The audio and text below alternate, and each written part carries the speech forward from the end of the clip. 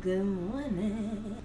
It's currently like 9:30. My husband's getting ready to go out for a meeting. I'm making his breakfast. But I was up since 6:30 because Josiah, my nephew, he's still with us. And whenever he's with us, he always sleeps in. He never sleeps in at home. He always sleeps when he's down here, right? So he's been going to bed like kind of late, probably like around midnight, because this is sometime, whatever. Last night we went to bed. He probably went to sleep at like 11:30, and because he's been like sleeping on his own at night, and like not with his sister because his sister's not here anymore. He you know, was in the bedroom or whatever, but I'll like stay with him until he falls asleep because we don't have no nightlight, and at home he usually has a TV on, so we don't have a TV in that room, and I just stay with him until he goes to sleep. So I'm like, oh, he should still wake up late, right? But I feel like the past 2 nights while I've been in there with him, I've just felt inclined to like pray. So the night before last, I was like praying for him specifically, right? And then last night, obviously, I was just like praying. I was praying for him, but just not for him specifically, but I was praying. And every night when I pray, like I pray that he has, you know, sweet dreams and heavenly dreams, and that we're protected and all this stuff, right? So this morning he wakes up and it's like 6:30, and Corey hears him like going back and forth because the carpet isn't silent. So he heard him like walking around, so he got up and he was like, "What's wrong?" And Josiah has like, he's not scared of Corey, but there's a respect there, whereas like he wants to be his bravest and whatever, just like I guess little boy thing, because he looks up to Corey a lot. So I guess he don't want to come off looking like weak, I don't know, but he didn't tell Corey what was wrong. He was just walking there. He was just walking, and then he just walks back to, he uses the bathroom, and then he walks back to the room, so we can hear all this. So I'm like half up. Then he comes, and then he knocks on the door. So we're like, "Come in." And he's standing there, and he's like, "What's up, y'all? We just wanted to pop in and thank BetterHelp for sponsoring this video. And if you're not familiar with BetterHelp, it is an online therapy providing service. I love the fact that they offer the ability to have a Christian therapist. I know when I first moved down here to Philly, there was a lot of other major changes that were going on for me, and that's when I started my therapy journey. And having a Christian therapist was like, I need that. So were you able to see like a bunch of differences? Just her ability to be able to communicate to me her thoughts, things that she was experiencing, and just being able to open up and be more vulnerable and transparent, not only with her therapist, but also with me as well, being involved in that process with us getting married. I saw lots of progress and continue to see progress, and I'm proud of my wife, but also we thought that this would be a service that we should make sure that we share with our community as well, with just how beneficial therapy can be in terms of your personal life, but then also within your relationships as well. Absolutely, because I think there is a thing out there where it's like, oh, if you're in therapy, you're crazy, and it's just like, no, there is someone that you can talk to that is outside of the normal people that you talk to, who isn't biased and can just provide you with a different outlook on whatever it is you may be experiencing. So make sure you check it out if you want to start your therapy journey, and we'll provide the link in our description box. It's BetterHelp/Until Eternity. I could tell he's been crying because I know him. I could tell he's been crying, and he's like, I keep having bad dreams. So I'm like, come here, like what were your dreams about, whatever. And before he comes inside, he's like standing so Corey can't see him, but he's like wiping his face and stuff. So I'm like, come babe, like come. So he finally comes, and he comes to my side, and I'm like, what happened in your dream? And Josiah does this thing where he like shrugs his shoulders, like he doesn't know, but he just, I don't know, I think he just doesn't know how to express his feelings all the time or like put them into words when he's like whatever. So I'm like, take your time and like tell me, you know, what happened. I'm like, I can't help you. We can't help you if we don't know what's wrong. Like, what's going on? And he's just like this. So I'm like, try to use your words. I'm like, you're not in trouble. Tell me what's going on. So he's like, I'm like, what'd you see in your dream? He's like, this, it's just a blue guy. I'm like, that's a blue guy? He's like, yeah. He's like, he's just standing there. I'm like, okay. I was like, so it scared you? He's like, yeah. So I'm like, okay. I'm like, well, you know, it's the enemy trying to mess with your mind, right?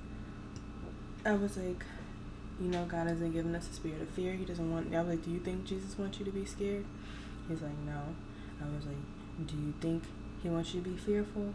Do you think he wants you to have bad dreams? He's like, no. I'm like, so when you have these bad dreams, you have to, like, you pray.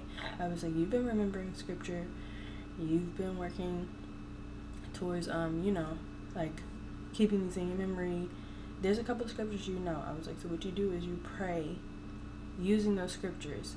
And then I said, we went and looked at Ephesians, I think it's Ephesians 6, where Paul's talking about we're not wrestling against flesh and blood.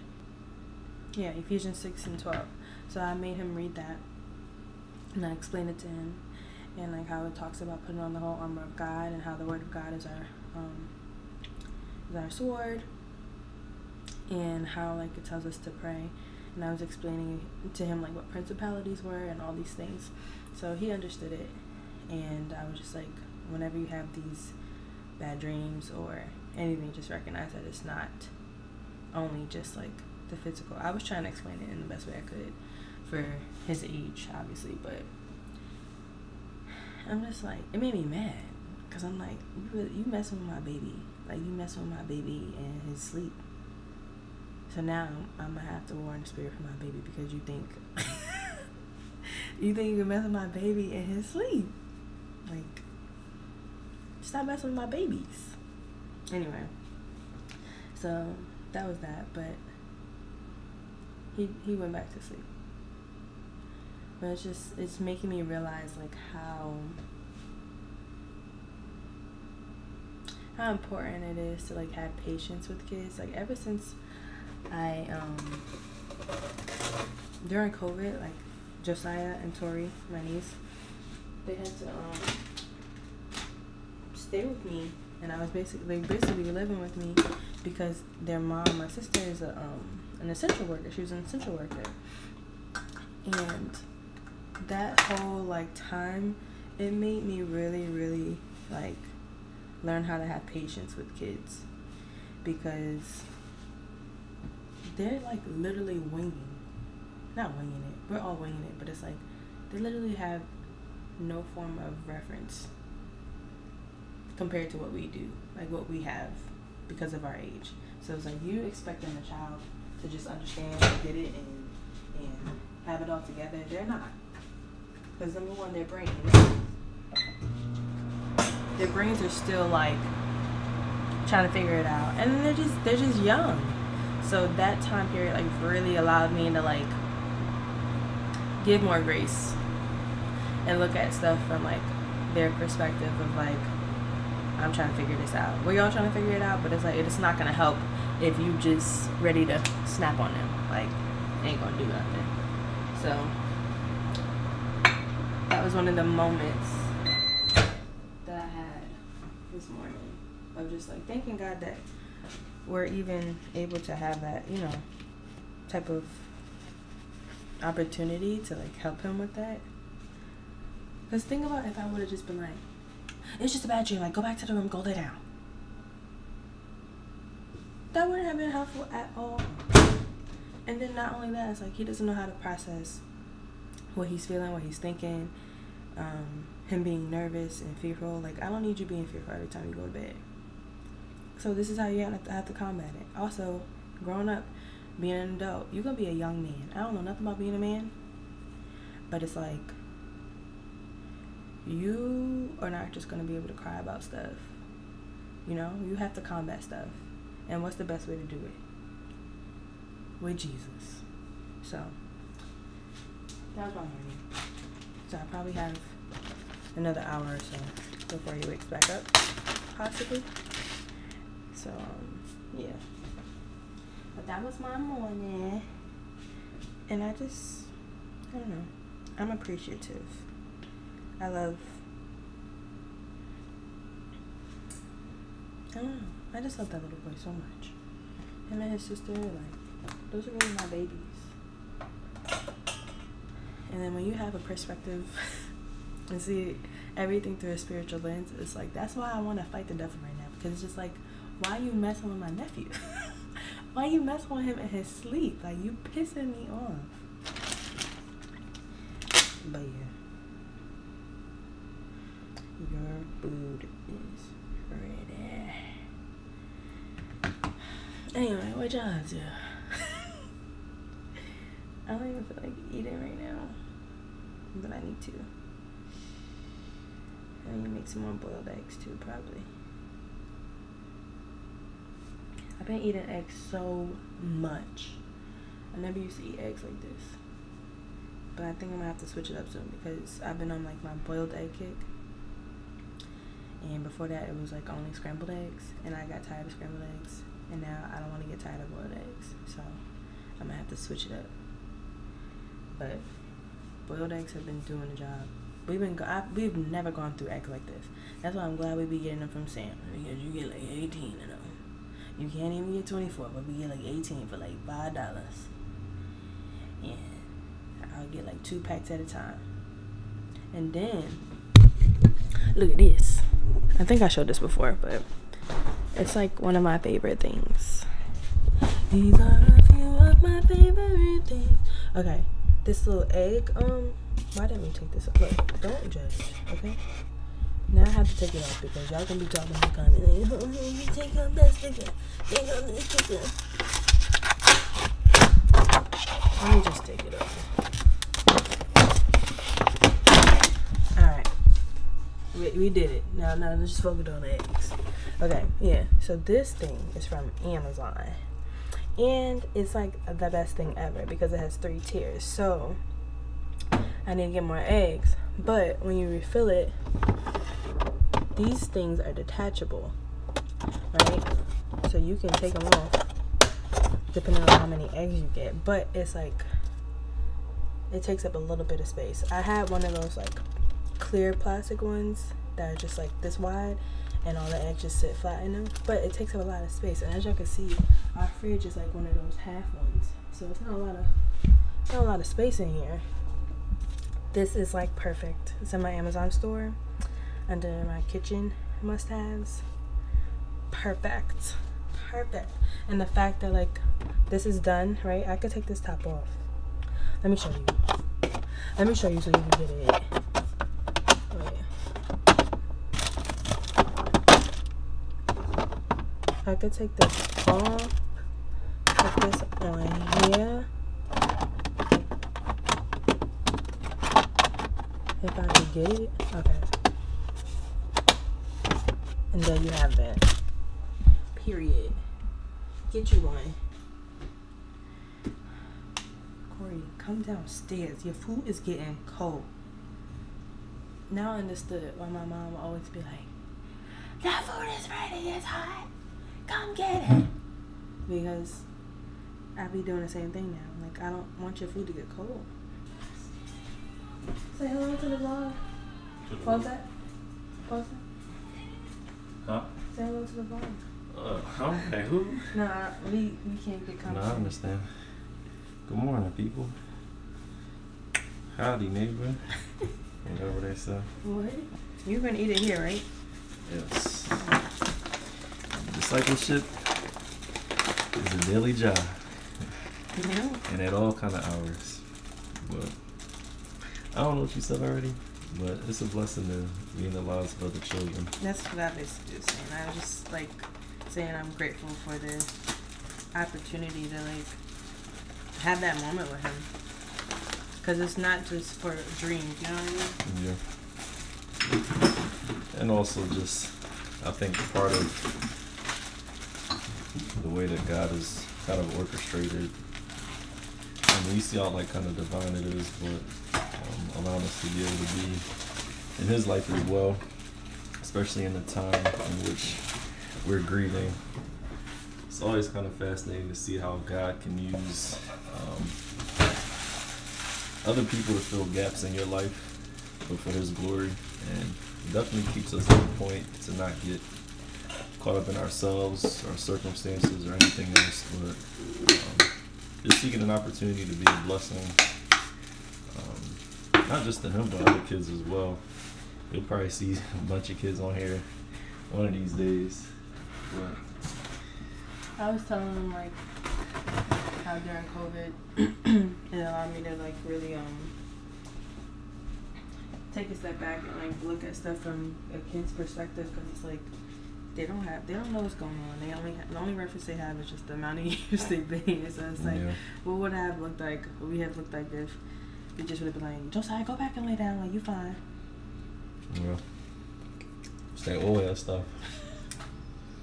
Shut up. Get back in there, good. Yeah, man. It's like then we miss the whole opportunity. Teaching moment. Yeah. Teach him how to use his words. But yeah, go sit down. Alright. You want hot sauce? Hot sauce on my burrito, baby. You know you look good to me. You don't know where that's from? You never watched Next Friday? Oh. Hot sauce on my burrito, baby. Yeah.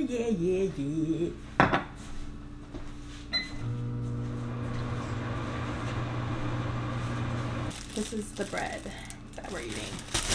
We usually get the red pack, and it's like 12 grain. But this is what Sam's had. And it's not that bad. It's just as good, honestly. So here I was trying to just organize these boxes. There's Joe saying hey to y'all. But I was organizing our daughter's stuff. Everything was labeled, but the boxes were just driving me nuts, and I just wanted it to look neater and orderly. I was ready to take on the task of doing so. I wasn't really bothered by seeing her stuff, and I think that was just an answered prayer. So I was just trying to get rid of as many boxes as I could. So I was just like organizing the Pampers, the wipes, and just whatever I could organize, I was doing so. But with grief being grief, you cannot predict when you're going to have a moment. And like I said, I knew I was going to take on this task this day, and I felt well enough to do so without like thinking that I was going to be emotional. But all of a sudden, I started going through her clothes, and then we had some clothes that weren't pink that were specifically labeled, and it just made me start thinking about like kids and okay, like when is it going to happen for us? Is it going to happen for us? And like all these things, and also lies that the enemy was trying to plant in my head, and I just started having a moment. Thankfully, Corey was like right there in the hallway, and he started seeing that I was about to break down, but he didn't come until he really saw that I was like having a moment. And I'm just so grateful that we're able to go through this together with Jesus and cover each other in prayer and all the things, because honestly, it's been hard, and grief isn't linear, and it's annoying, but it's just like, it is what it is. But thankfully, we have Jesus, and that's what we've been holding on to. And 1 Thessalonians 4:13 through 18, it's been comforting us, because we know we'll see our daughter again. So I don't want you guys to ever think that, we have all this in the bag. And I thought it was important to include this clip in this video, because it's not linear, and we don't have it all together, but we do have Jesus, and he's been our support and our guide through this journey and through each and every day. So continue to lift us up in prayer. We love y'all. We thank y'all for the support, and we will see you in the next video.